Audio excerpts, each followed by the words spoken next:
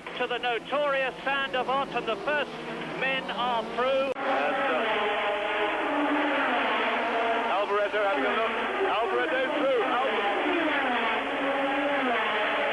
As the leader goes round the Rascat, Senna, by the way, has got a special low first gear, which he had flown in last night, and the gap at the end of this, the second lap, between Senna and Alboreto is still 1.7 seconds.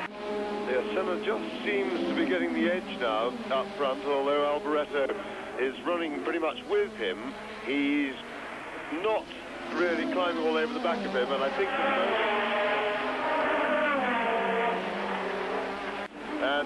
there is a little bit of a gap developing, so Alboreto is now having to work hard to hold off. But Senna is now clearly establishing himself in front. Alboreto is dropping back a little bit, and Prost is really making no impression on Ayrton Senna. Ayrton Senna is touring in, I suspect, to retire, and now Alain Prost, last year's winner in those dreadful weather conditions, has got to set about trying to catch the man who has always been the favourite for this race, Michele Alboreto. Yes, and we had a good picture then of the smoke coming from the back of Senna's car, and I would suspect that is a blown turbo.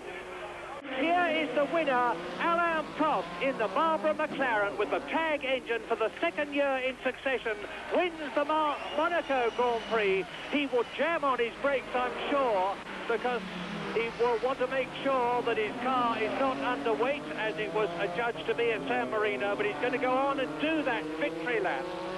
So, subject to official confirmation, Alain Prost wins the Monaco Grand Prix from Michele Alboreto second.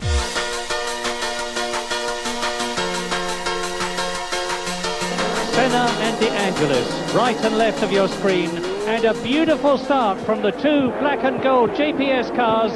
De Angelis leads, Senna second, Alboreto in third place, Warwick is fourth, Johansson is in fifth place, and everybody is well away.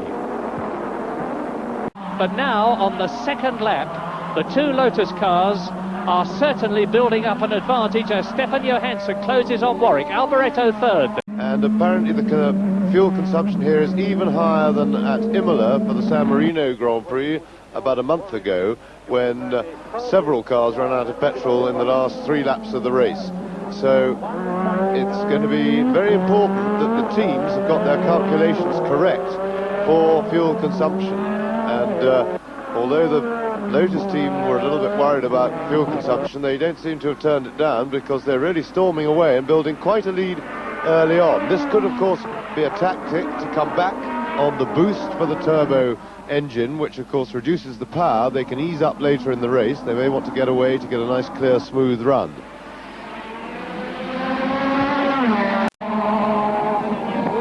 Senna looks as though he's in trouble. His hand comes up on the 6th lap. Is he slowing down? Yes, there's one of the Ferraris in front of him.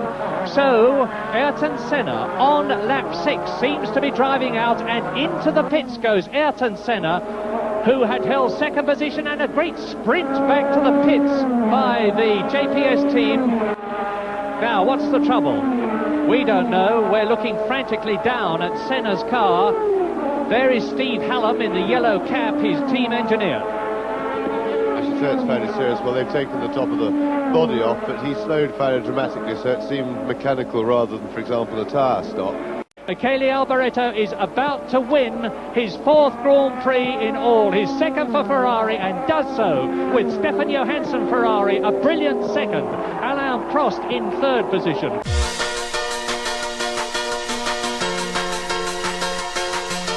This race, 63 laps, 157 miles, and it's a clean go this time. And Nigel Mansell, with a tremendous burst of acceleration, leads Senna. Prost is in 3rd position. Keke Rosberg is well up there. Alboreto has slipped down through the field, and Nigel Mansell, who did so well, has now lost the lead to Ayrton Senna, who nips through on the inside of the right-hander, and it is Senna, Mansell, Prost.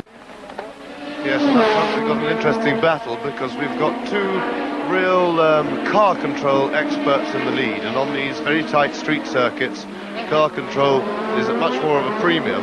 Ayrton Senna, great natural talent we've seen already this year with his qualifying and a lot of his racing and his wet race, of course, in Estoril.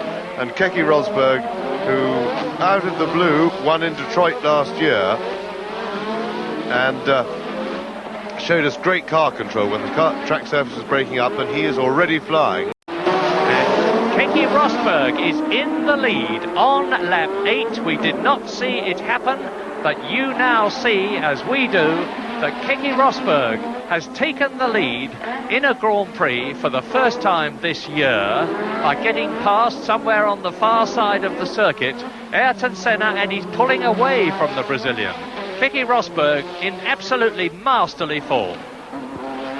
Just by the way, he's put so much daylight between himself and Senna so quickly, I get a slight feeling that Senna may be in trouble. Senna's dropping back very fast indeed. Yes, Senna's dived to the pits. Well, this is most peculiar. I'm pretty sure that 2 new front tyres have gone on Senna's car. I noticed there were chalk marks on both of them, so that means new fronts on Senna's car. He must have made a wrong tyre choice. Yes, I think he changed all 4, in fact, Murray, but certainly that was a tyre pit stop. And Ayrton Senna, because of that pit stop, dropped down to 13th position. Senna now back in the pits. Looks as if he's stopped for more tyres, but that means that Senna, I think, is in trouble, and he's out of certainly leading contention. And there is Senna. Now we're with the one real battle on the circuit, because Ayrton Senna in the black and gold JPS car, motors with superior power, straight past Stefan Beloff in the Tyrrell and up into 4th place. And Ayrton Senna has broken the lap record, 1:45.84. Now Senna has caught right up with and into the barrier goes Ayrton Senna, exactly where Prost went off, exactly where Mansell went off.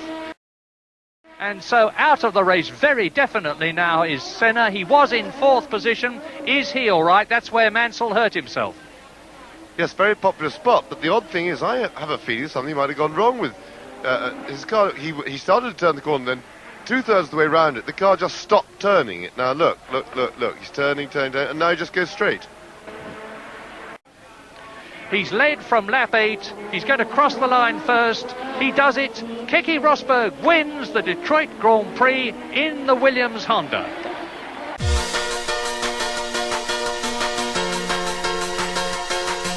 And the green light tells Derek Ongaro it's go.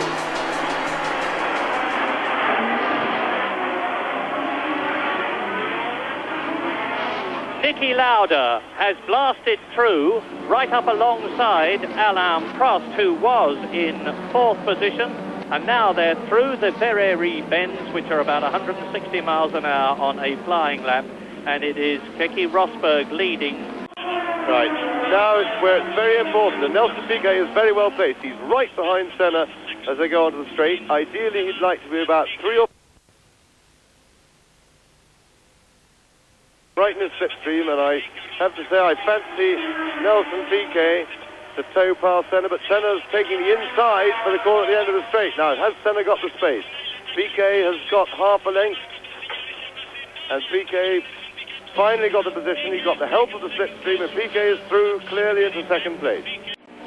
Yes, I get a feeling that Rosberg's in tyre trouble already, because he seems to have gone back to them more than them catching him, because Senna in 3rd place. It just visually looks closer. Ayrton Senna on lap 11, who was in 3rd position, comes up. There's Steve Hallam, his race engineer, and the yellow cap bending over the Lotus. They were not at all happy with boost pressure in the warm-up, and it looks as though the Renault engine is in trouble. Nelson Piquet wins the French Grand Prix. Alain Prost will be 2nd. Keke Rosberg will be 3rd.